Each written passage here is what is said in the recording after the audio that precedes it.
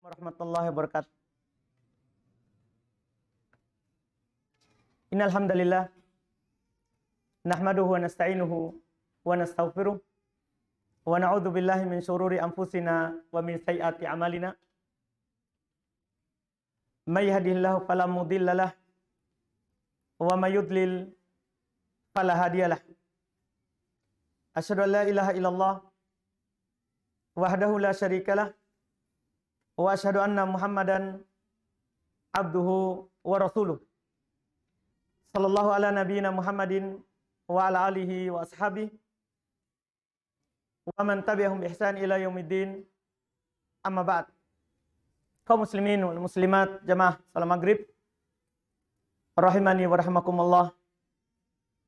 Alhamdulillah, kembali di malam hari ini tentunya kita belajar tauhid terkait dengan keyakinan. Khususnya di malam hari ini kita masih lanjut pembahasan tentang takdir. Kita sudah beberapa kali pertemuan tentang takdir ini. Dan insya Allah malam hari ini adalah pertemuan terakhir terkait dengan pembahasan takdir. Karena sisa 2 dalil.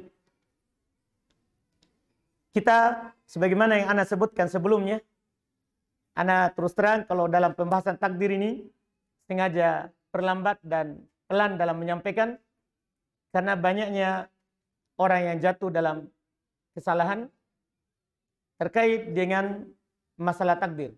Bahkan ada 2 ujung yang memang kesalahannya besar dan dihukumi oleh para ulama dari masa sahabat. Itu keluar dari Islam. Ada golongan Qadariyah dan ada golongan Jabariyah. Kalau Qadariyah, dia meyakini apa yang terjadi di alam ini, itu Allah tidak tahu, kecuali setelah terjadinya. Ini tentunya salah, kan ini mengingkari ilmu Allah. Jabariyah sebaliknya. Bahwa semua yang terjadi di alam ini atas takdir Allah, tidak ada kehendaknya makhluk sama sekali. Ini juga salah. Kalau begitu apa fungsinya Rasul diutus? Apa fungsinya kitab diturunkan? Yang benarnya adalah yang pertengahan yang dijelaskan oleh Nabi kita Muhammad SAW, bahwa kita hidup di dunia ini adalah mukhayyar wa musayyar. Artinya kita diberikan pilihan untuk memilih jalan yang terbaik untuk kita berdasarkan apa yang kita tahu dari Al-Quran dan dari sunnah Nabi SAW. Tapi kita juga musayyar. Kita berjalan di atas kehendak Allah. Itu keyakinan yang pertengahan. Sebagaimana yang dibuktikan oleh Nabi SAW ketika belum menyampaikan bahwa segala sesuatu telah ada takdirnya. Maka di antara para sahabat ada yang bilang, kalau begitu kita bertawakal saja. Artinya kita duduk, tunggu takdir kita. Apakah Nabi benarkan? Karena kalau seperti itu nanti kita akan Jabariyah. Yang dihukumi juga kafir. Apakah kita tidak tunggu saja takdir kita? Kalau kita mau punya harta, tunggu di rumah harta itu datang. Kan sudah ditakdirkan. Kalau kita mau punya istri, tunggu saja di rumah, nanti datang sendiri perempuannya. Kalau kita mau punya anak, tunggu di rumah, tidak usah nikah. Apakah perlu seperti itu? Itu keyakinannya orang-orang Jabariyah. Iya. Mereka berdalil dengan takdir. Kata Nabi SAW, tidak. Kata Nabi, i'malu. Semuanya harus beramal. Cari sebab datangnya takdir. Kullun muyassarun lima khuliqalah. Semuanya akan dimudahkan sesuai dengan takdirnya. Sesuai dengan takdirnya. Makanya kita dididik oleh Nabi SAW seperti itu. Semua telah ditakdirkan, tapi kita harus melakukan sebab yang membuat kita dapat takdir kita. Itu keyakinan yang pertengahan, yang Nabi SAW mendidik kita di atas hal itu. Nah, di hari ini kita lanjutkan 2 hadis lagi, 2 dalil lagi tentang takdir. Kata beliau rahmatullah, wa fil musnadi was sunan. Di dalam al-musnad, maksudnya musnad Imam Ahmad. Was sunan, maksudnya dalam kitab-kitab sunan. Itu Sunan Abu Daud, Sunan Ibnu Majah. Rahimahullahu ta'ala, hadits ini disebutkan. Iya. Kata beliau, Ani bin Dailami, dinukil dari Ibn Dailami. Beliau adalah seorang tabi'in. Ibn Dailami ini seorang tabi'in, generasi kedua setelah masa Nabi SAW. Qal, beliau berkata, ataitu Ubay ibn Ka'ab. Saya pernah datang kepada Ubay ibn Ka'ab. Ubay ibn Ka'ab, sahabat Nabi SAW yang sangat mulia. Beliau adalah biasa diminta oleh Nabi SAW membacakan Al-Quran kepada beliau karena suaranya yang indah. Dan beliau juga yang menjadi imam di masanya Umar ibn Khattab. Imam solat malam, solat tarawih. Beliau bertanya kepada Ubay ibn Ka'ab. Fakultu, dia katakan, fi nafsi syai' minal qadar. Kata Ibnu Dailami, di dalam diriku ada sesuatu, ada keganjalan terkait dengan takdir. Fahaddithni, sampaikan kepadaku. Bisyai'in la'allallaha yudhibuhu min qalbi. Dengan sesuatu semoga Allah Subhanahu wa taala akan menghilangkan keraguan ini dari dalam hatiku. Ini ucapan Ibnu Dailami kepada Ubay ibn Ka'ab. Di ucapan beliau ini, bahwa beliau ada sesuatu yang tidak terlalu jelas di dalam hatinya, keyakinannya. Maka beliau bertanya kepada Ubay ibn Ka'ab, bagaimana cara menghilangkannya. Di sini kata Syekh Shalih Al-Fauzan, karena faedahnya penting sekali ini, beliau komentari ini ucapan. Ini tabi'in, generasi kedua, masih dekat dengan Rasulullah SAW masanya. Tapi masih ada keraguan dalam takdir. Iya, apalagi kita yang jauh dari masa Nabi SAW. Kata Syekh Shalih, hadza dalilun ala anna al-iskal yazulu bil ilm. Ini menjadi dalil bahwasannya kalau ada masalah, kalau ada iskal, keraguan, itu akan hilang kalau ada ilmu. Antum ragu tentang sesuatu, belajar. Tanyakan kepada orang yang pernah belajar. Kalau antum tidak bisa baca sendiri, tanyakan ke orang yang tahu. Allah Subhanahu wa taala berfirman, "Fas'alu ahla dzikri in kuntum la ta'lamun." Tanya orang yang tahu kalau kalian tidak tahu. Jangan biarkan diri kita hayaron, bingung, ragu dalam suatu masalah. Kalau tidak tahu, tanya. Karena tidak ada obat dari kebodohan yang kita miliki kecuali ilmu. Kecuali ilmu. Wa ala annal wasawis tazulu bil ilmi nafi. Beliau tegaskan. Was-was. Antum kalau punya was-was, kata beliau, itu akan hilang dengan ilmu yang bermanfaat. Kita ada was-was tentang sebuah hukum. Maka jangan dilakukan sebelum antum bertanya. Sebelum antum pelajari ilmunya. Karena was-was itu keraguan akan hilang kalau antum tahu ilmunya. Akan hilang dengan antum tahu ilmunya. La, kemudian beliau bilang, la syifa'a laha illal ilm. Tidak ada obat untuk kebodohan kecuali ilmu. Tidak ada obatnya yang lain. Antum walaupun bertapa 40 hari, sampai tumbuh semua bulu di badan, iya, tidak ada, itu bukan obat. Obatnya itu belajar. Obatnya belajar. Tidak ada obat yang lain. Lihat Nabi Musa alaihissalam disebutkan di surat Toha. Disebutkan juga di surat Al-Kahfi. Mungkin antum sering baca. Tatkala beliau ditanya tentang sesuatu, dia tidak tahu. Dia tanya kepada Allah Subhanahu wa taala, apakah ada orang yang lebih berilmu darinya? Allah katakan ada. Ada Nabi Khidir. Apa yang dia lakukan? Dia pergi mencari Nabi Khidir.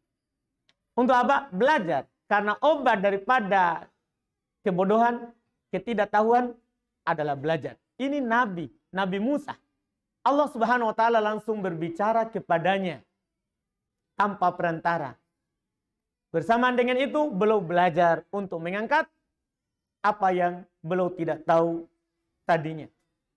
Maka ini kata beliau rahmatullah, la syifaa'a laha illa bil ilmi. Tapi ingat, kata beliau, wal ilmu innama yutlabu inda ahli. Ilmu itu dicari di orang yang memilikinya. La yutlabu minal muta'alimin. Tidak diambil ilmu itu dari orang yang pura-pura berilmu. Pakai songkok, pakai jubah, ustaz. Iya, tinggal pakai sorban tebal-tebal, ustaz. Enggak.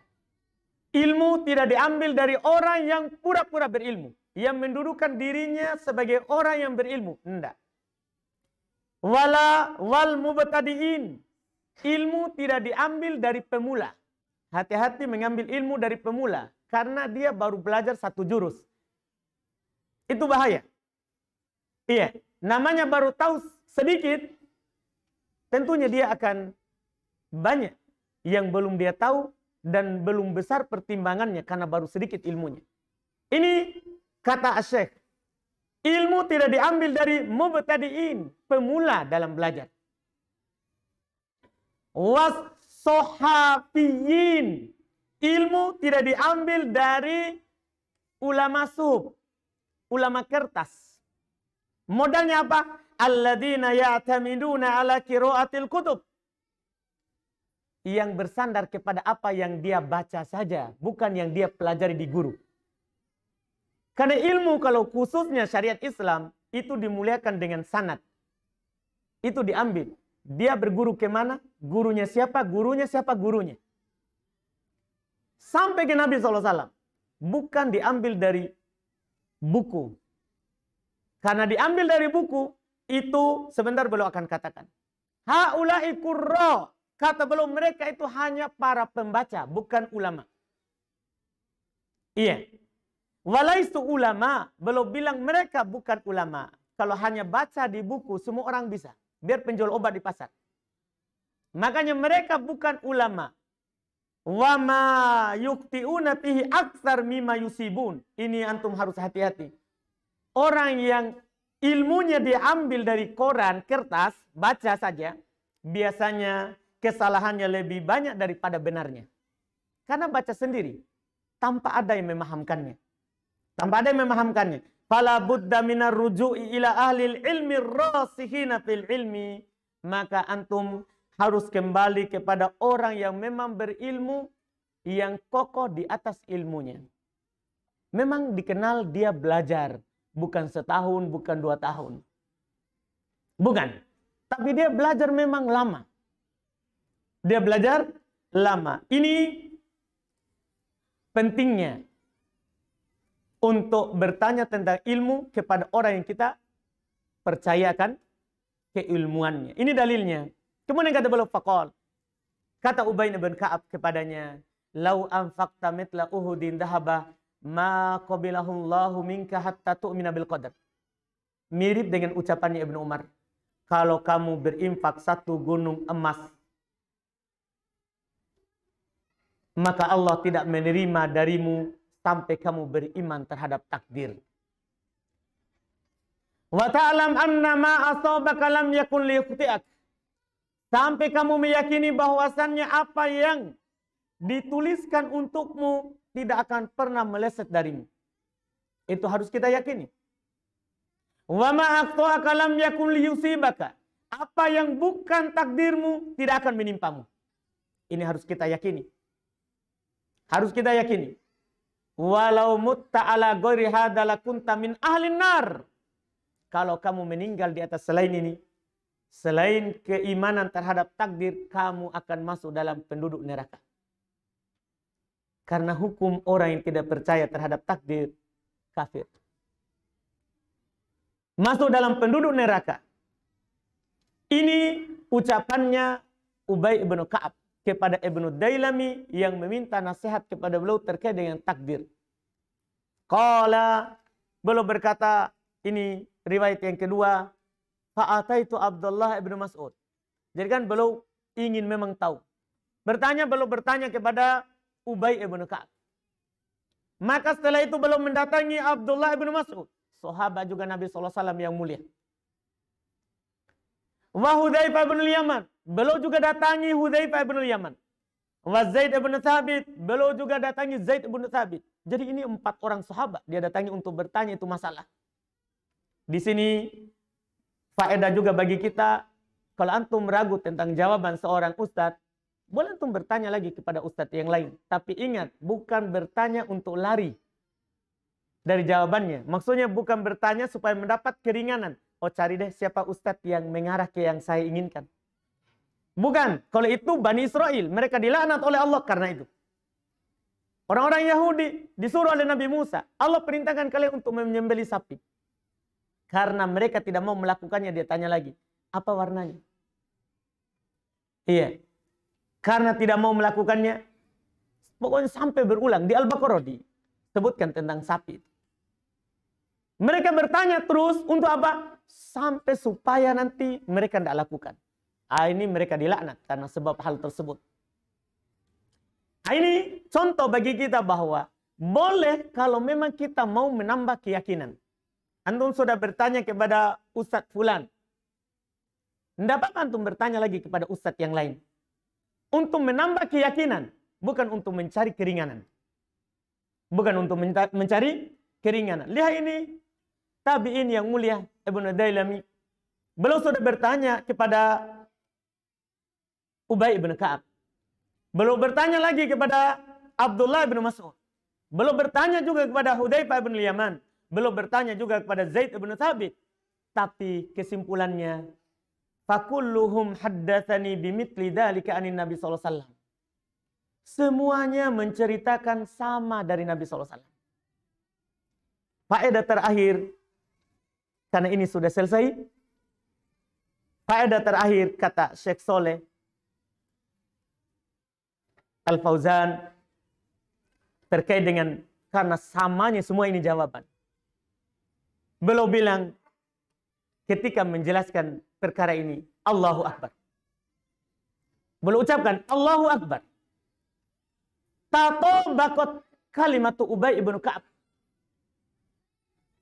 Sama jawabannya Ubay ibn Ka'ab. Ma'a kalimat Ibnu Umar. Bersama jawabannya Ibnu Umar sebelumnya. Bahkan sama lagi dengan yang setelahnya. Apa faedahnya sini? Wa ma'a kalimat Ubadah bin Samit radhiyallahu taala anhu anil jami'. Kenapa bisa sama? Padahal antum tahu beda tempat. Karena Abdullah bin Mas'ud beliau di Basra. Iya, di Syam. Sementara Abdullah bin Umar beliau di Madinah. Beliau di Madinah. Beda-beda tempatnya.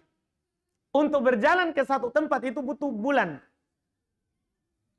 Butuh jalan berminggu-minggu untuk mendapatkannya. Tapi lihat jawabannya. Kata Syekh Saleh, Allahu Akbar. Sama jawabannya. Ini apa? Kenapa bisa sama? Kata beliau, li'annahum ya'khuduna min masdarin wahid. Karena sumber mereka satu. Di mana itu? Wa huwa sunnatu Rasulillah sallallahu alaihi wasallam. Yaitu dari sunnah Nabi sallallahu alaihi wasallam. Artinya sekarang kenapa kita banyak berselisih?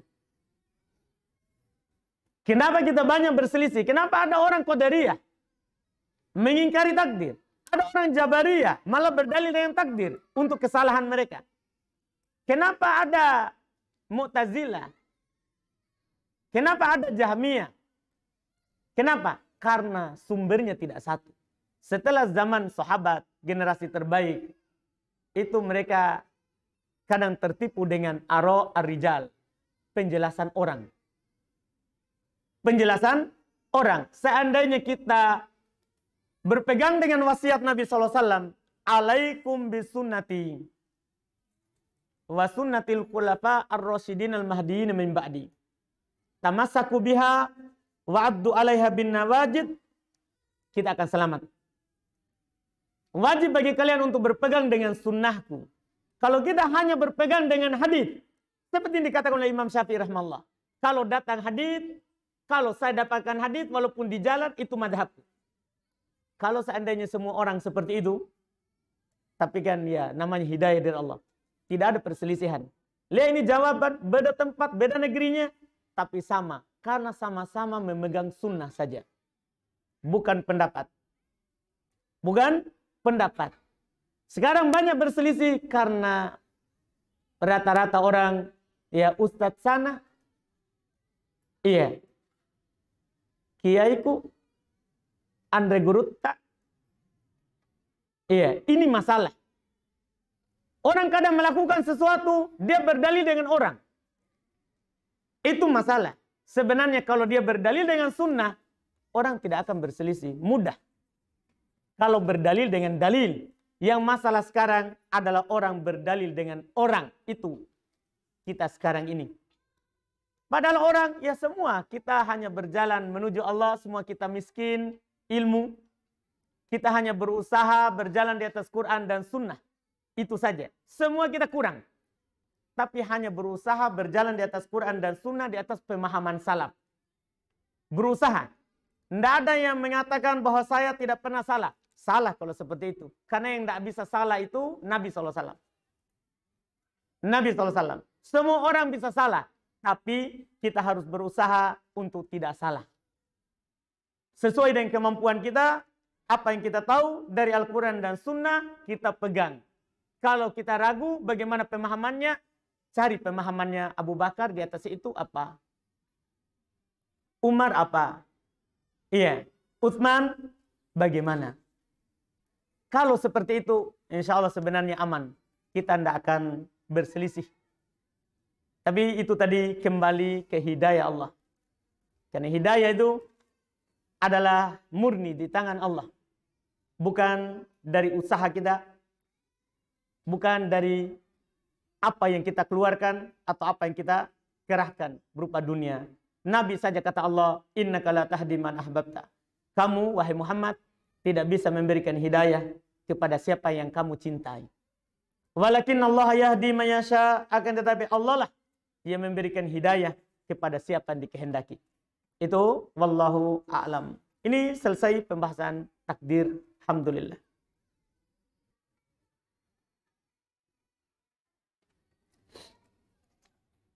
Ini ada pertanyaan. Bagaimana hukum berdoa mengeraskan suara setelah sholat wajib? Barakallahu fikum. Ini pertanyaan panas. Iya. Tapi ya walaupun panas, ya kita sampaikan saja. Untuk menjelaskan hukum berdoa setelah sholat 5 waktu, kalau saya bilang pendapat saya begini agak tidak cocok. Iya. Agak tidak cocok. Untuk mengetahuinya apakah itu disyariatkan, kita lihat Nabi kita Muhammad SAW. Tahun berapa disyariatkan sholat 5 waktu? Setelah Nabi diutus. Bukan Hijriah. Setelah Nabi diutus. Siapa yang tahu? Disyariatkan sholat, yaitu 10 tahun setelah Nabi diangkat menjadi Rasul. Karena Nabi sholat di Makkah 3 tahun. Karena Nabi di Makkah kan 13 tahun jumlahnya. 13 tahun Nabi di Makkah. Sholat 5 waktu disyariatkan setelah 10 tahun itu. Beliau sholat di Makkah 3 tahun. Kemudian Nabi sholat di Madinah 10 tahun. 10 tahun. Karena beliau di Madinah berdakwah 10 tahun. Beliau meninggal di umur 63 tahun. Beliau diangkat menjadi Nabi umur 40 tahun. Jadi beliau diangkat menjadi Nabi dan Rasul berdakwah 23 tahun lamanya. 13 di Makkah, 10 di Madinah. Jadi beliau sholat 3 tahun di Makkah. Di Mekah khususnya pada saat diwajibkan sholat, beliau diimami oleh Jibril. Selain 5 waktu. Di Madinah tentunya beliau sholat 13 tahun. Sekarang, apakah ada sahabat yang menukil bahwa ketika Nabi di Mekah, ketika Nabi di Madinah, beliau berdoa mengeraskan suaranya setelah sholat 5 waktu? Itu pertanyaannya. Iya.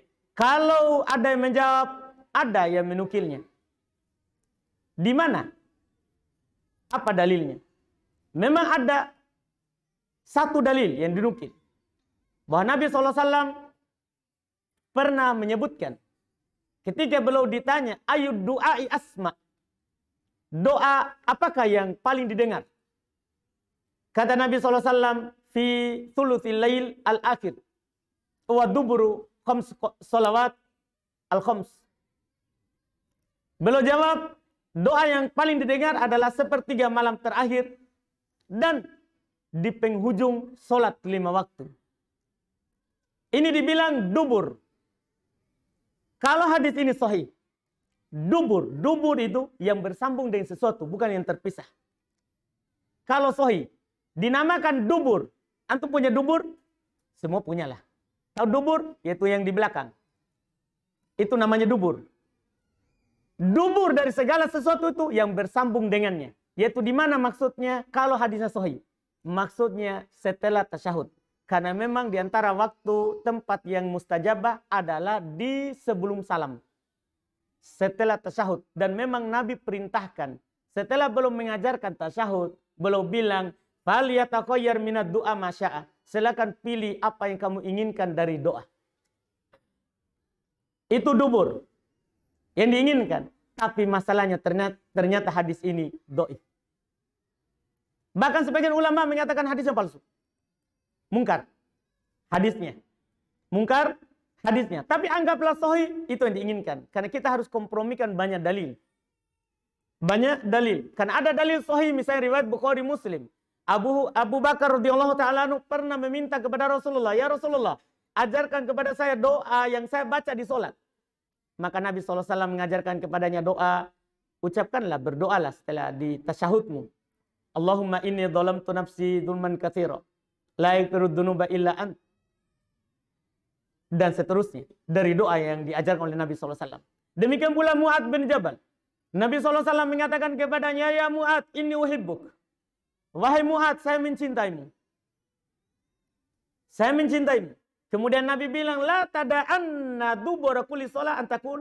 Jangan pernah kamu meninggalkan di penghujung solatmu untuk berkata, Allahumma a'inni ala dzikrika wa syukrika wa husni ibadati. Dubur sebelum salam. Sama lafadznya dubur, yaitu sebelum salam. Setelah salam, saya bilang tadi, tidak ada selama diwajibkan sholat 5 waktu, dinukil Nabi berdoa.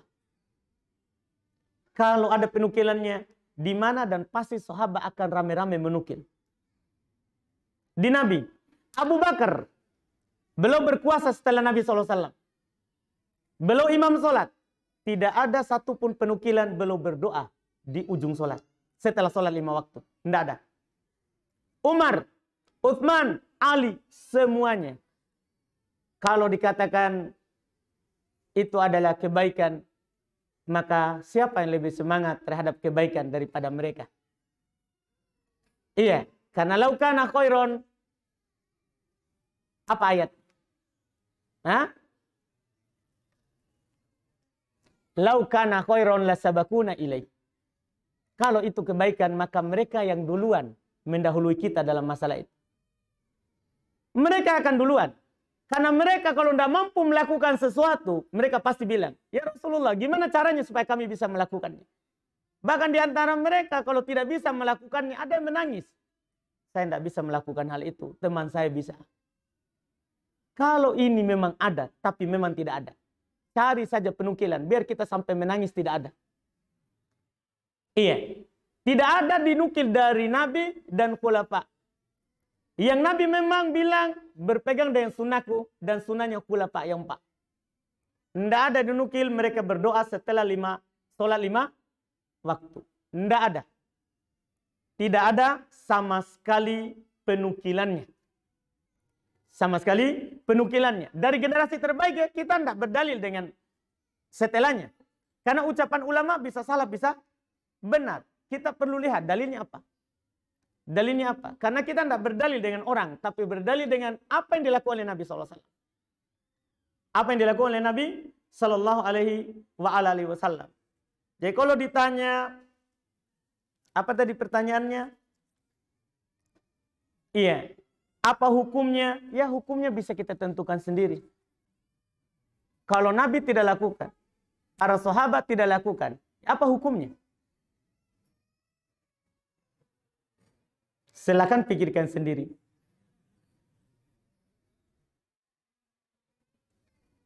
Ini ada pertanyaan berikutnya. Apa boleh orang haid atau junub bisa masuk ke dalam masjid? Apakah ada dalilnya? Apakah ada hadisnya atau dalilnya? Orang sedang junub atau haid, boleh nggak masuk masjid?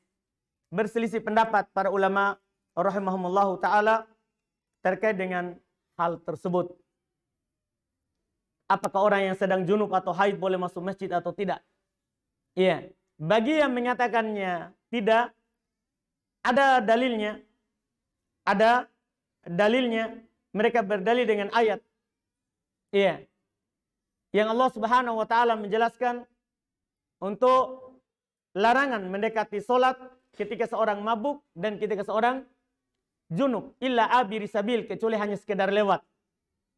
Cuman dalil ini disebutkan oleh para ulama tidak terlalu kuat karena yang disebutkan adalah solah, bukan masjid.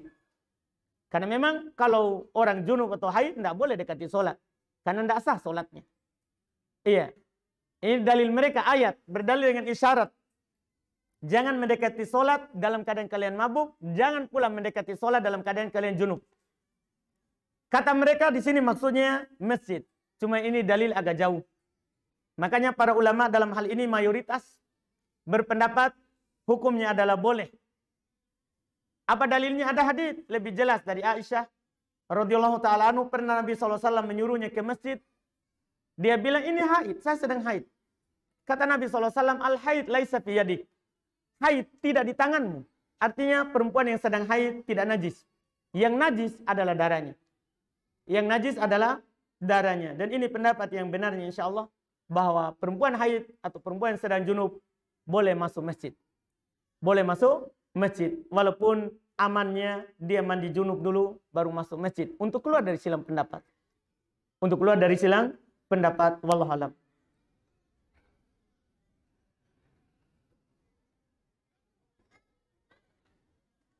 Ini ada pertanyaan, apakah boleh berdoa dan berzikir sambil memejamkan mata? Boleh kalau berdoa dan berzikir. Boleh. Solat saja yang dibicarakan oleh para ulama bahwa solat itu tidak menutup mata. Solat disyariatkan untuk membuka mata. Karena Nabi SAW mencontohkan seperti itu. Beliau solat, beliau buka matanya, beliau tidak tutup. Beliau tidak tutup. Kecuali ada hal yang mengganggu, ya, kita akan mengganggu solat kita, maka boleh karena ada hajat, ada daruratnya. Adapun selain daripada itu, asalnya kita solat tidak tutup mata. Zikir boleh. Ya, berzikir boleh, tidak mengapa. Bolehkah sholat duha atau sholat sunnah rawatib qobliyah duhur dilakukan sekaligus 4 rakaat dengan 1 tahiyat? Apakah duduk tawaruk atau iftirosh pada rakaat terakhir? Berselisih para ulama terkait dengan sholat sunnah siang. Kalau sholat sunnah malam, memang sunnahnya dua-dua. Karena Nabi SAW katakan dalam hadits Aisyah radhiyallahu ta'ala anha, sholatul laili matna. Sholat malam itu dua-dua, dilakukan dua-dua. Apakah sholat siang juga seperti sholat malam? Mereka berselisih. Mereka berselisih. Dan yang benarnya adalah boleh langsung 4, tapi sunnahnya dua-dua juga. Karena dikiaskan dengan sholat malam. Tapi boleh langsung 4. Boleh langsung 4. Karena seperti yang disebut oleh Nabi SAW dalam beberapa hadis bahwa ada sunnah 4 sebelum duhur, 4 setelah duhur. Boleh lakukan langsung sekaligus, tapi kalau dilakukan dua-dua lebih bagus. Iya, lebih bagus, tapi boleh 4. Duduknya duduk bagaimana? Ya, kaidahnya yang disebutkan bahwa kalau 1 kali tasyahud, maka duduknya iftirosh. Kalau 2 kali tasyahudnya, maka duduknya yang pertama iftirosh, yaitu duduk di atas telapak kaki kiri, kemudian menegakkan kaki kanan. Itu iftirosh. Itu tasyahud awal. Tasyahud tsani, tasyahud kedua yang dinamakan tasyahud akhir, duduknya duduk tawarruk, yaitu menegakkan telapak kaki kanan, kemudian telapak kaki kiri masuk di bawah betisnya. Itu duduk tawarruk. Dan hukumnya ini adalah sunnah. Karena sepakat para ulama, duduknya bagaimanapun dalam tasyahud itu sah. Dan tidak dianggap membatalkan sholat. Cuman mereka bedakan. Duduknya bagaimana tasyahud akhir. Dilihat tasyahudnya berapa. Kalau hanya 1 kali, maka duduk iftirosh. Kalau 2 kali, maka dibedakan antara awal sama akhir. Itu yang paling benarnya terkait dengan hal tersebut. Walaupun dari kalangan ulama Syafi'iyah, mereka berpendapat kalau tasyahud akhir, mau 1 kali tasyahud atau 2 kali, maka hukumnya tawarruk. Itu dalam madhab Syafi'iyah, wallahualam. Masih? Alhamdulillah.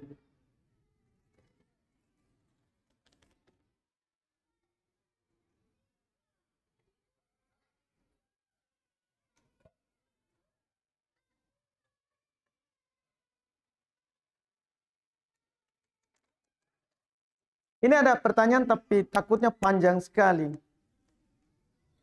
Lebih baik jangan dibaca ya. Pertanyaannya pendek tapi butuh penjelasan yang panjang. Jadi jangan dibaca. Gimana? Tidak apa-apa? Alhamdulillah.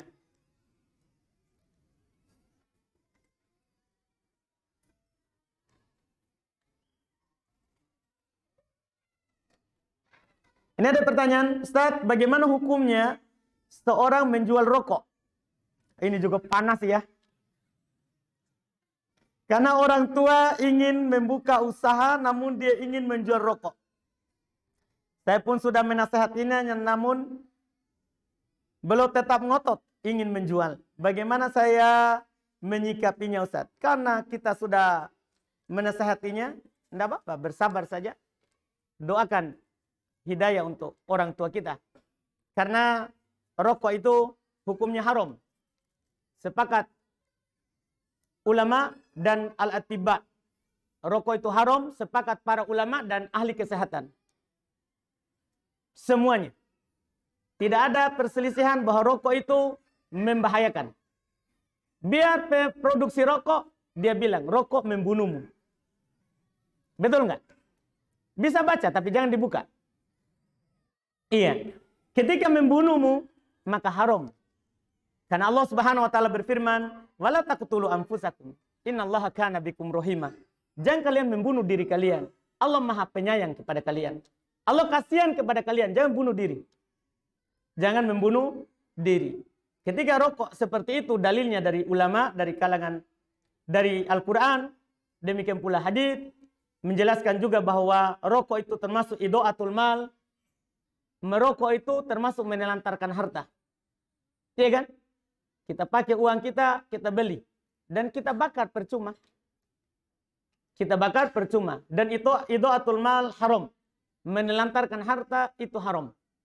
Itu haram. Karena harta itu adalah amanah yang Allah Subhanahu wa taala berikan kepada kita. Kita akan ditanya. Bahkan itu yang ditanya di padang mahsyar. Tidak akan bergeser kaki kita kecuali setelah ditanya tentang harta yang kita punya. Di mana kamu dapat dan di mana kamu belanjakan? Apakah kita tidak malu? Kita jawab, belanja di mana hartamu? Rokok. Kan tidak enak jawabannya. Iya, maka kita katakan bertakwalah kepada Allah Subhanahu wa taala. Iya, dunia ini saya ingat perkataan teman saya Pak Yani, orang tua kita. Dunia ini katanya sementara. Ya betul. Kenapa harus kita buang-buang dengan merokok? Dan membakar rokok kita. Kita tinggalkan. Kita tinggalkan. Iya. Itu seharusnya seorang bertakwa kepada Allah di setiap keadaannya. Di setiap keadaannya. Terkait dengan orang tuanya, bersabar saja. Doakan hidayah padanya. Alhamdulillah saya sudah didesak sekali ini. Ya, kita cukupkan. Subhanakallahumma hamdik. Asyhadu an la ilaha illa anta astaghfiruka wa atubu ilaik. Assalamualaikum warahmatullahi wabarakatuh.